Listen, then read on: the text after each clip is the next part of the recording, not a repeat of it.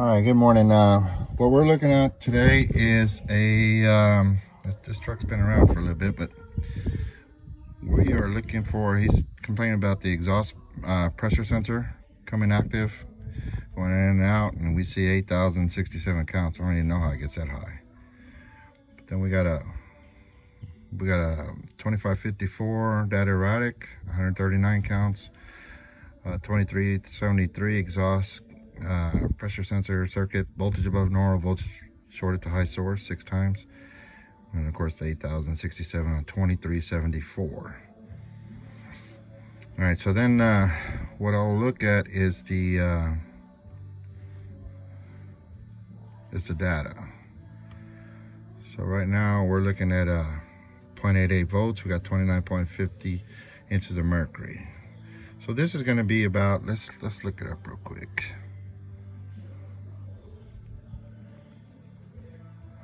Engines on, I mean keys on, engines off, so we're not doing anything right now.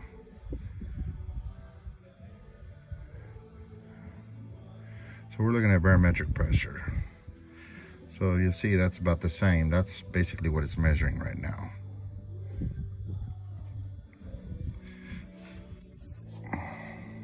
Okay, on this I just want to show you, I've got the scope hooked up to this because what I'm looking for is a wire that maybe we got some bad wires or something, and I want to see some voltage changes. So if I scope it, the difference between the scope and the DVOM is that on the scope it measures voltage over time, so we're actually seeing it like pretty quick, and DVOM measures voltage over average. So we might miss it if we see anything, you know, we're going to see voltage changes. So what I'll do, I've got it probed. I know I pierced the jacket, but it's okay. I mean, we can seal it up when we're done, but that gives me a pretty good connection because I want to wiggle wires, and I want to see if I can see if maybe I got a bad wire, bad connection, something. So while I'm wiggling these wires, I know it's hard to see the graph because I'm out here in the sun. We're working in the field today, but if you look at the numbers down there, you see 0.87, 0.86, 4.99, 4.99. That's my my reference voltage, and 0.8687, that's my signal. Okay, so remember we're measuring voltage over time, so we're going to see some changes, but nothing drastic. So if I wiggle the wires, what I'm looking for is something that's going to show me a bad wire, bad connection, something. So I've got what I might can do is take off these pins. See, they've already replaced the sensors. The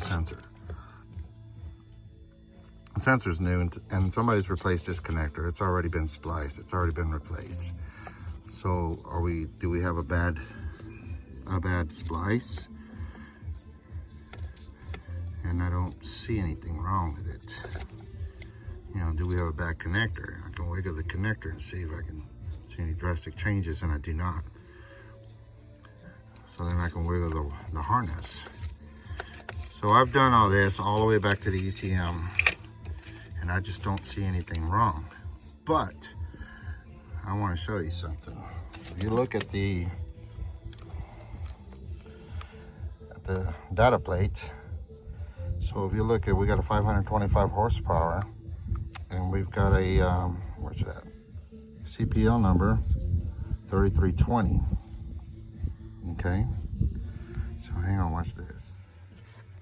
So we look at the features and parameters. Forgive me because I'm trying to do this.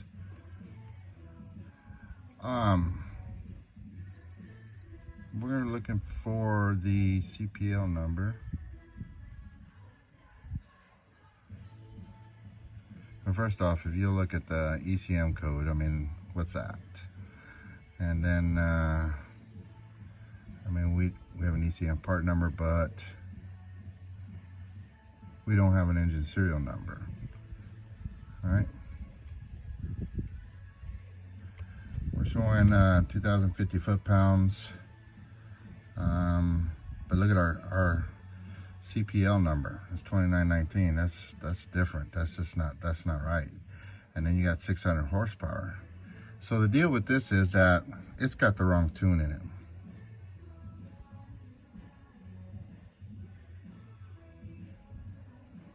It does have the right VIN number,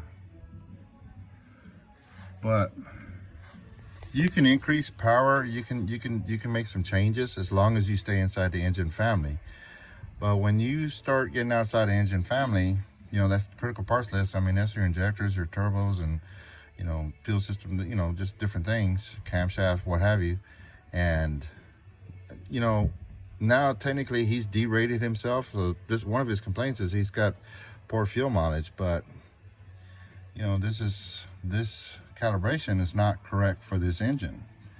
I've took the liberty of, you know, looking up some of the parts, the turbos and whatever, and it matches that data plate that's on the valve cover.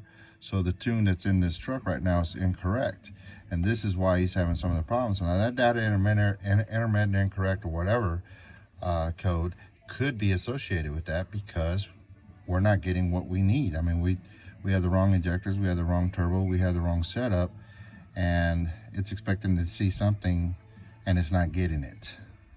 So I believe that's where the problem's at, because currently I have nothing wrong with the harness. The ECM is making its changes, so I believe it's more about the tune than anything else. All right, so we got to get this thing straightened out, and we'll get it to working. But before we start throwing sensors and, you know, all this stuff in there, we want to try to find it. I'll use the scope whenever I need to, whenever I can. You know, it just depends on the situation. The problem with the DVOM, we're going to measure voltage over average. So if there was a spike, you know, and it happens quick, you're going to miss it. So I'll use that, and then what I'm after is checking the harness to make sure we don't have a broken wire or something, you know, high resistance, what have you, inside the harness. So let's get this thing fixed, and we'll see what it does after we get done. So I just wanted to get back with y'all, and you know, we got this truck done. We got it back to original calibration. So if you can try to do this.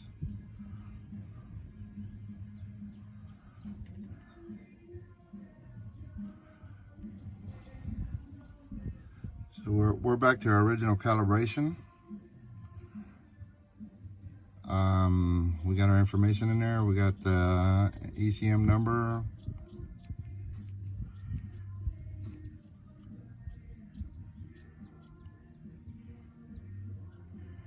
We're at 524 horsepower, 2000 RPMs at 20. We got the CPL, that's the most important thing, 2919, and the fuel code. So we're at 1850 foot-pounds. This is pretty much the max for his engine family. So I gotta tell you, this truck runs a lot better, and it picked up on the fuel mileage. So we test drove it on the highway, start and stop conditions.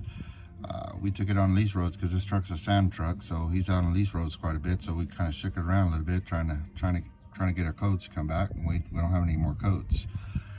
So what I want to show you was that if you guys are working on it, you got an idea. This is at this is engine on. I mean, key on, engine off.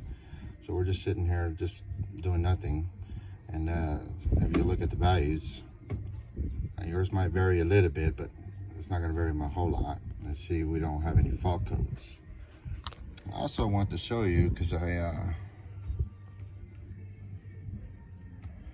hooked up the Pico, and I mean, it's looking pretty good. I don't have any dropouts. I mean, it's just going up and down just with the pressures, but I don't have any dropouts. I'm not missing any signals. And the same thing up here.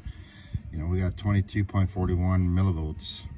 I mean, if we're looking at 100 millivolts, and we got a problem, but this is not a problem. So this is to show that the sensor is working and doing what it's supposed to, and we're not losing signals. Okay. Again, we're back to I want to show you what the sensor is showing. So I'm gonna start it up so you guys can, you probably won't be able to hear me, but you guys can see. you know, what the pressure sensor is doing at idle, so you'll have something to reference to.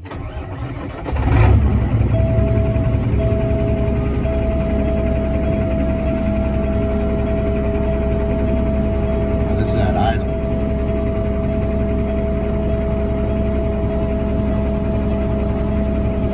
Okay, I'm going to give it some fuel.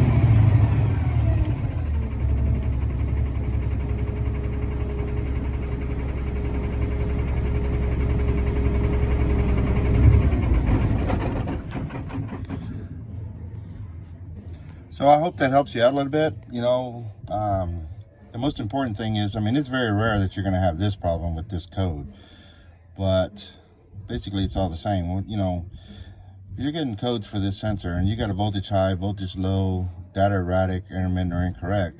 These are all, you know, voltage codes.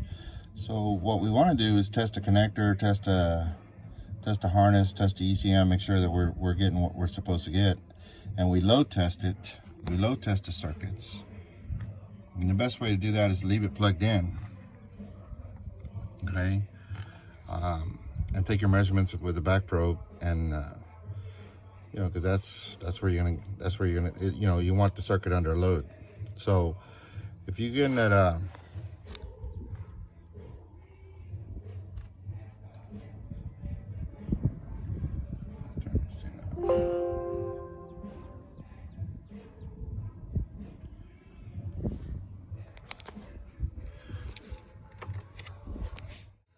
so what we want to do with these codes, we want to load test these circuits and what have you.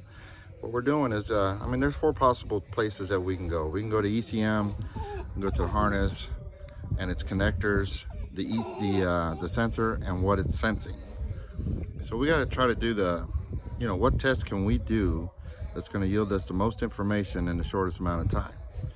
You know, I'll hook up with the laptop and I see what I see there, and then I go to the connector, to the harness, because I want to load test those circuits, and I want to make sure that we're not dropping out signals and things, because a lot of times that's what it is.